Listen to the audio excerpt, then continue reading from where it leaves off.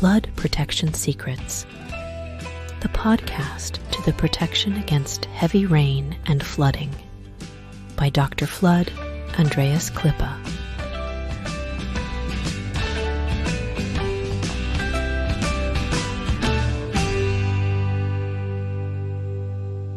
Last time in our mini-series, that was part 1 of Cut Costs with Smart Flood Protection Planning, we uncovered the many phases of flood protection, from a private homeowner securing a single entrance to a national library shielding vast archives, and infrastructure like a public hospital or the metro. We saw how different properties, residential, commercial, governmental, and even outdoor spaces have unique challenges when it comes to staying flood-free. We also explored the various vulnerable openings like doors, pipes, and drainage channels that need attention. So welcome again today to part 2 of Cut Costs with Smart Flood Protection Planning. But there is one key question. One key question remains. How do property owners and decision makers actually approach to purchase of flood protection solutions? And most importantly, where do they often go wrong? In today's episode, we'll uncover the truth behind typical purchasing behavior, expose the traps of quick fix thinking, and show how smart planning saves money before the first drop of water even falls. Doesn't sound exciting? Let's dive into part 2 of Cut Costs with Smart Flood Protection Planning. How private homeowners purchase flood barriers. So, we get a call. It's an example. Normally, what happens in our company and for me as well, we get a call from the wife or husband or the son or the daughter. 70% of these callers, 70% of them tell us that they have already been flooded. They tell us about the mess, the weeks of months of cleaning up, the renovation work, all the goods and furniture they have lost, the sofa, the TV, the washing machine, the fridge, the son's guitar, and the daughter's piano, and the car of cars. The worst thing is all the mementos that were lost in the floods. The son's first milk tooth, the daughter's first lock of hair, grandmother's gold ring, the old family photos printed out on paper, a lifetime's worth of documents, the deed to the land and the house, the memories of the great-grandparents and grandparents are gone forever. And they keep telling us, the people who call us, because they were flooded, they keep telling us how expensive it was to renovate and buy all the things that could be replaced. It took almost a year, sometimes even longer. And everything was so expensive that they lost almost all their hard-earned money. They wanted to spend it on the children's education, even the grandchildren education. They dreamt of a nice vacation trip to New Zealand, the USA or Europe.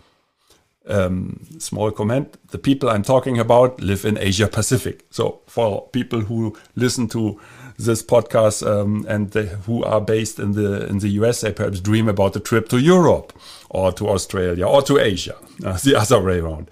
So anyway, they also dreamt of a new car in the future. All these dreams are gone with the wind, and there are no more resources, just a little bit. And they understand that they have to invest this money in flood protection so that these devastating floods never happen again in their lives. And they don't want it to happen again in their children's lives when they take over their parents' house one day. Possible, huh? That's why the investment is a very good idea, necessary, obligatory, now. And then ask us how much it will cost. The other 20% of, I will come back to this answer later, of course. The other 20% of private homeowners have not yet been flooded, but have recognized the increasing threat of climate change. They know that we will all get more frequent storms and more intense rainfall, which will lead to more and incredible flooding. And they know that the next flood will be worse than the last. So the remaining 10% know nothing about climate change and are not sure about it. In the end, they will invest nothing and hope for the best. Let's hope and pray for them too. So, and that brings us to the next question, how business managers purchase flood barriers. That is more shorter. We often receive inquiries from the purchasing department. We are interested in flood protection barriers.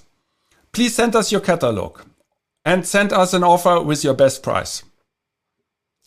And I switch to the next group, how public servants purchase flood barriers. We often receive inquiries from the purchasing department and they say, we are interested in flood protection barriers. Please send us your catalog or send us an offer with your best price. Does that sound familiar to you? Yes, it's almost the same way of asking.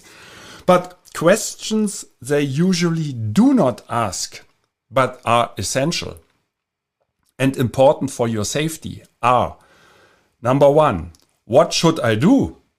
Second, what is the right technique? Third, what is the scope of the construction work? 4, what accessories are available for the flood barrier, such as wind and weather protection, protection against vandalism or theft? 5, what about the storage systems for mobile flood barriers, such as demountable flood barriers or Inero mobile flood barriers? 6, should there be a floor, beam or anchor plates? 7, should it be made of structural steel or stainless steel? And it is almost impossible to list all these options in one offer. This offer would be too extensive, and to be honest, would you consider to read such an offer? I mean, that is like studying. Yeah, because you first need to understand what is the background and why do I mention all these questions? Because it's for your safety. And who wants to make a decision based on all this information? I hope I have piqued your interest. So the next installment of Flood Protection Secrets will continue with part 3 of the series, Cut Costs with Smart Flood Protection Planning. You will learn the difference between procurement and consulting and what this means for your safety. If you have liked this episode, subscribe to the podcast Flood Protection Secrets if you haven't already, or contact the flood experts at their Asian headquarters in the Philippines, or contact me directly. Just Google Andreas Klippe.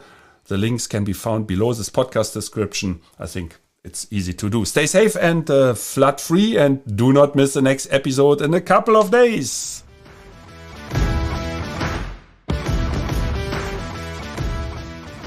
I wish and hope for you that you make the right decisions when it comes to your personal flood protection. And if you enjoyed this episode, please subscribe to this podcast channel if you haven't already. Now it only remains for me to wish you a good day. Do something with it. Maybe until the next podcast episode. I would be very happy. See you then. As always, stay safe and flood free. Your Andreas Klippe and the whole Flood Experts team.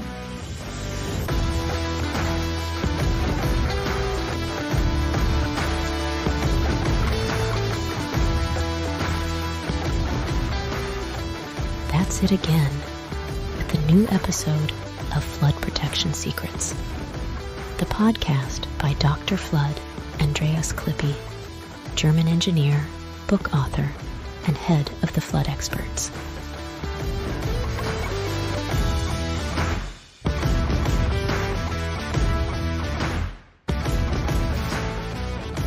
What can Dr. Flood Andreas Klippe protect for you? Anytime?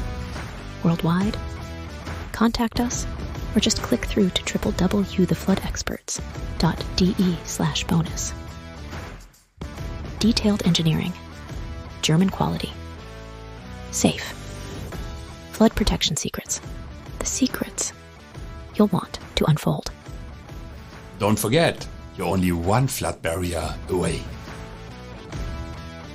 Subscribe to the season, and you'll never be late for an episode.